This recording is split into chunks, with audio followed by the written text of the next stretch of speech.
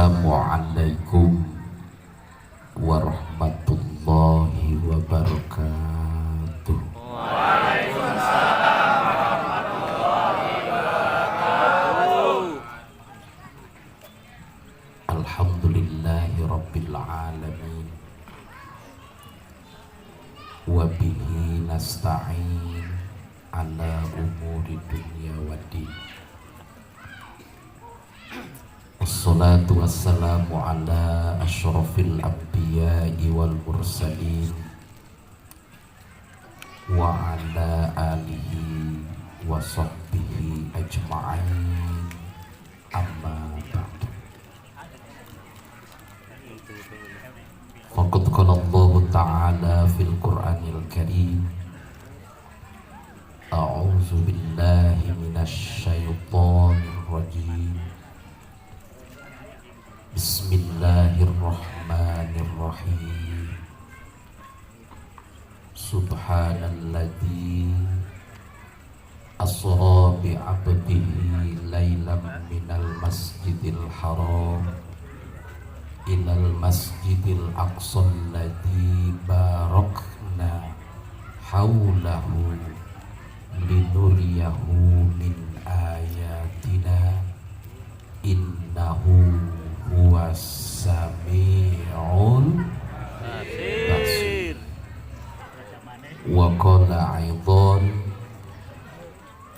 ya ayyuhalladzina amanu la tulhikum amwalukum wala auladukum an zikrillah wa may yaf'al dzalika fa ulaika humul khasirun.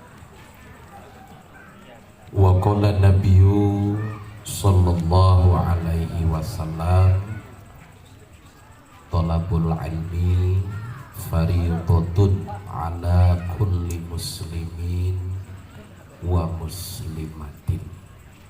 Yang sama-sama kita hormati para alimil ulama, para kiai, para ustadz, para kesepuhan dan para tokoh masyarakat di lingkungan RW 09 yang istiqomah dalam setiap pengajian bulanan. Kita doakan bersama, mudah-mudahan selalu mendapatkan keberkahan, kesehatan, terutama istiqomah dalam kebaikan untuk mencari ridha Allah Subhanahu wa ta'ala. Wabil khusus guru kita yang sudah saya anggap sebagai orang tua saya secara pribadi, Ketua DKM Jami Al-Ikhlas Bapak Sofyan Sauri.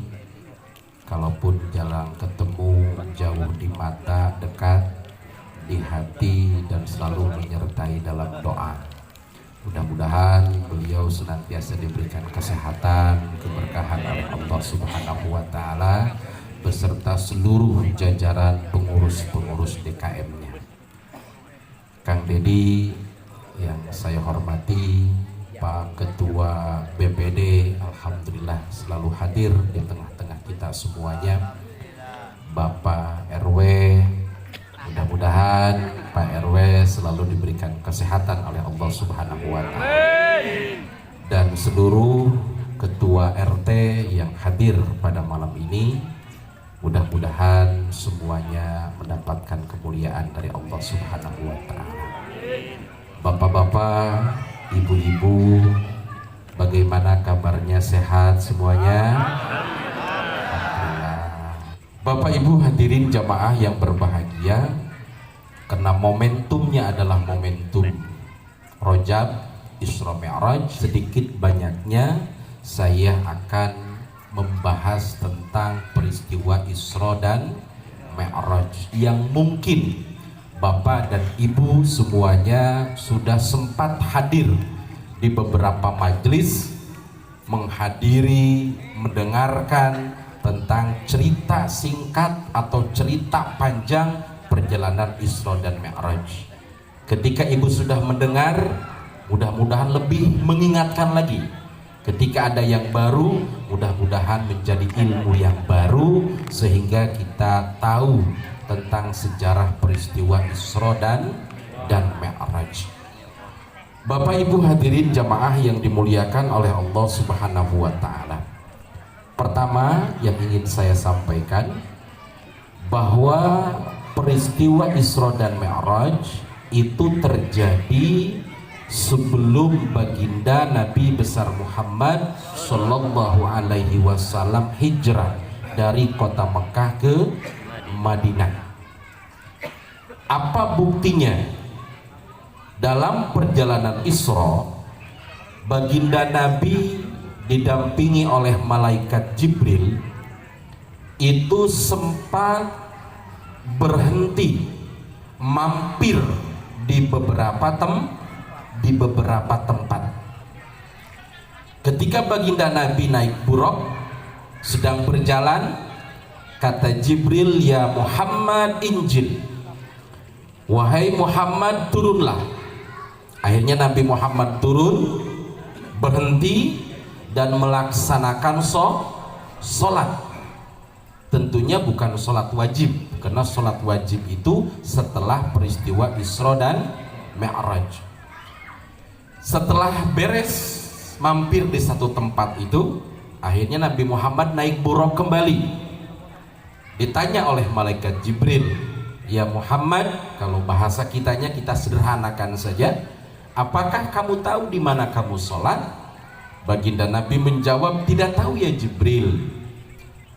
Jibril memberikan penjelasan, ya Muhammad, kamu sholat di Thayyibah, dan disitulah nanti kamu akan hijrah. Thayyibah itu adalah Madinah. Berarti jelas, eksplisit bahwa Nabi Muhammad itu melaksanakan peristiwa Isra dan Mi'raj sebelum baginda Nabi hijrah dari kota Mekah ke Madinah. Itu yang pertama. Dan subhanallah ibu-ibu, mungkin dari sekian banyak para ustadznya, mungkin saya yakin salah satunya ada yang hafal, atau ibu-ibu juga mungkin ada yang hafal. Ketika dalam perjalanan Isra dan Mi'raj, baginda Nabi itu sempat dicegat, sempat diganggu oleh jin Ifrit. Jin apa bu? Jin Ifrit. Dan mohon maaf Bapak, mohon maaf ya, berbicara jin dalam Quran itu dijelaskan ternyata walaqad dzara'na li jahannama kasiron minal jinni wal insi. Jadi kebanyakan penghuni neraka itu adalah jin dan kita bu. Jin dan manusia. Berarti kita nih semuanya calon penghuni neraka jahanam. Nauzubillah min. Mau nggak bu? Merinding ya. Bapak mau nggak? Calon kita nih, calon penghuni neraka jahanam yang diberikan mata bukan untuk melihat ayat-ayat Allah, baik itu ayat kauliyah ataupun ayat kauniyah, yang diberikan hati bukan mengingat Allah, yang diberikan telinga bukan mendengarkan ayat-ayat Allah, bukan mendengarkan nasihat-nasihat kebaikan, bukan mendengarkan kalimah-kalimah thayyibah, bukan mendengarkan sholawatan, tapi mendengarkan siko bagi duo, mendengarkan suara-suara yang dilarang. Maka kita itu termasuk calon penghuni neraka jahanam. Mudah-mudahan lewat pengajian kita dibebaskan dari neraka jahanam. Amin ya Allah ya Rabbal. Ketika itu jin Ifrit itu bawa obor Pak. Bawa apa? Bawa obor, bawa api yang berkobar-kobar, luar biasa. Akhirnya baginda Nabi diberikan doa oleh malaikat Jibril. Ketika Nabi membaca a'udzu biwajhillahil karim wa bikalimatillahit tamat dan seterusnya, setan jin Ifrit itu tersungkur sampai apinya juga padam. Subha ini perjalanan waktu baginda Nabi Isra dan Mi'raj. Nah, bapak-bapak, ibu-ibu hadirin jamaah yang dimuliakan oleh Allah Subhanahu wa taala.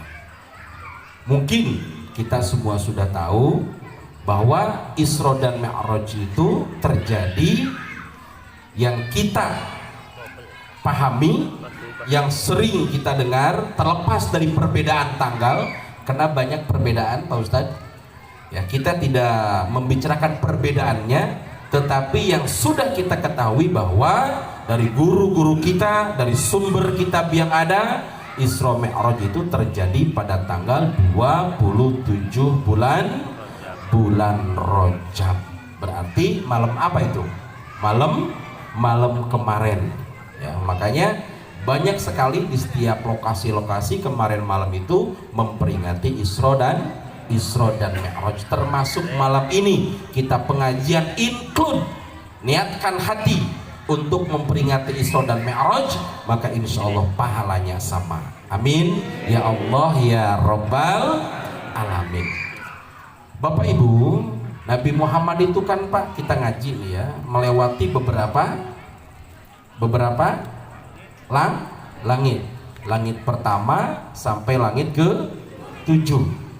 Coba saya tanya sebelah kanan saya, di langit pertama itu Nabi Muhammad bertemu dengan siapa? Dengan Nabi Adam. Nabi Adam itu tersenyum, Bu, kalau melihat orang-orang yang beriman. Kenapa? Karena balasannya adalah surga. Tapi dia meremut ketika melihat arwah-arwah orang-orang yang tidak beriman. Kenapa? Karena balasannya adalah neraka. Mudah-mudahan kita tidak dimatikan oleh Allah illa wa antum muslimun, terkecuali kita dalam keadaan beragama Islam dan membawa iman.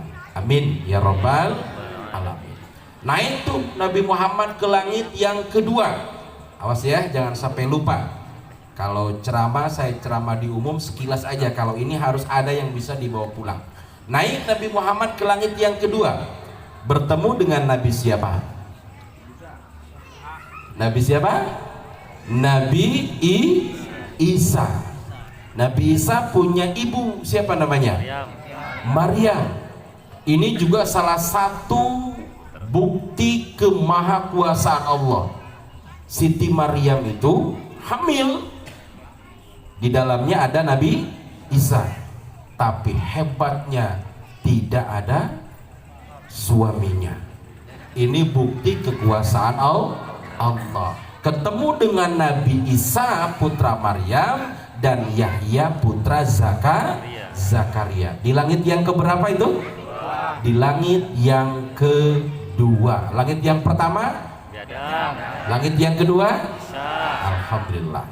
Naik Nabi Muhammad ke langit yang ketiga.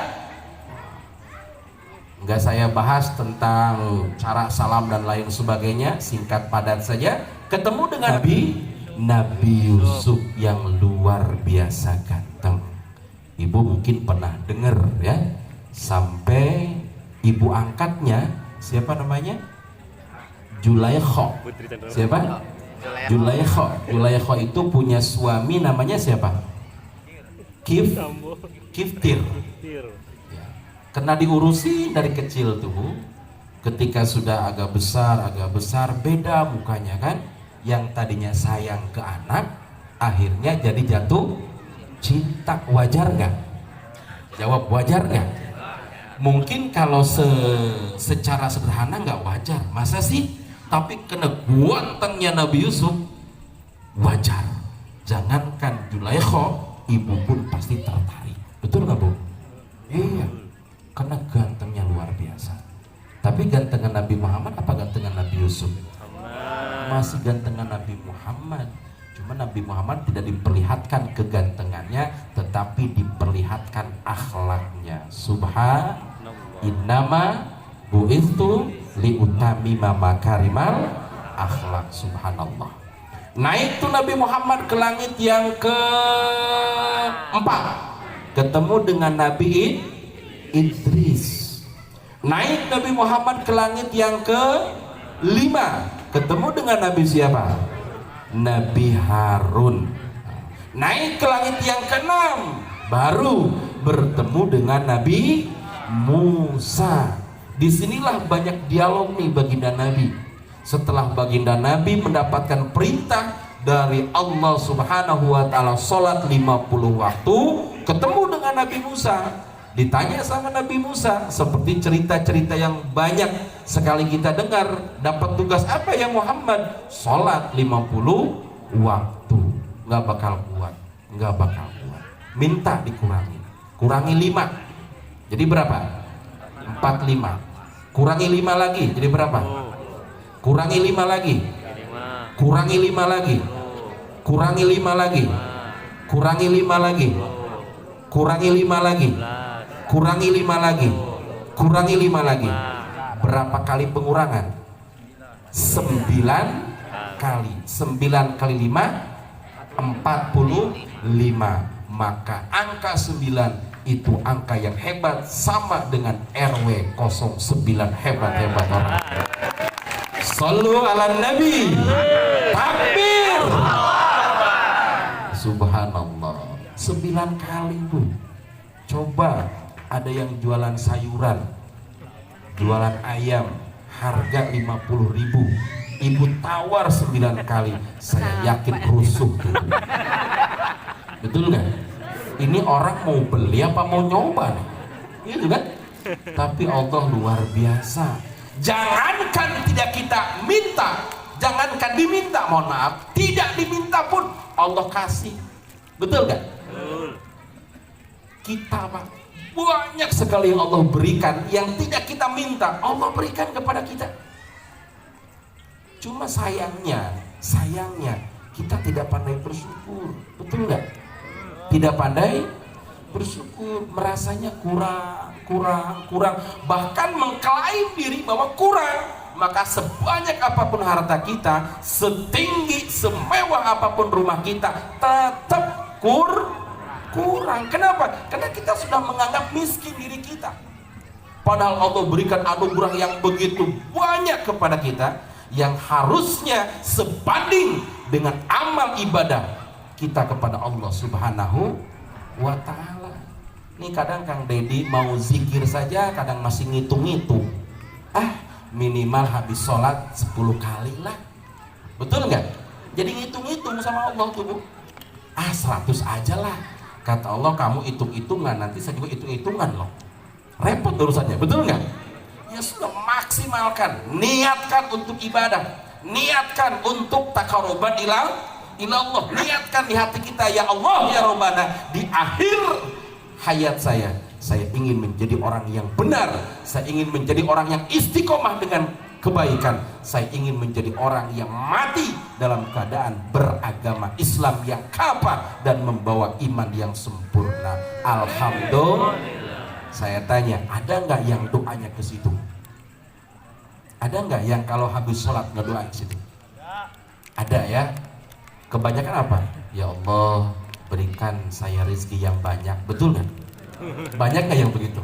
Ini kelihatan muka-mukanya nih. Padahal saya tanya, yang harus nambah itu coba, yang harus nambah itu rezeki apa ilmu? Ayo. Ilmu. Apa doanya itu? Allahumma inna nas'aluka salamatan fidin wa afiatan wa ziyadatan. Tuh, ziyadatan fid ilmu. Yang nambah itu harus ilmu. Rizki mah nggak usah nambah, tapi wa barokatan fi rizki. Rizki mah yang penting berkah. Ibu punya uang 1 juta bisa melebihi yang 10 juta kalau Allah berikan keberkahan. Betul nggak? Tapi orang yang rezekinya 10 juta itu bisa habis entah kemana, tidak merasakan indahnya banyaknya uang, kalah sama yang 1 juta. Ilmu yang harus nambah. Apa mungkin kita bertambah ilmu tanpa ke majelis taklim? Rasa-rasanya susah. Betul nggak? Bukan tidak boleh kita ngaji di YouTube, boleh.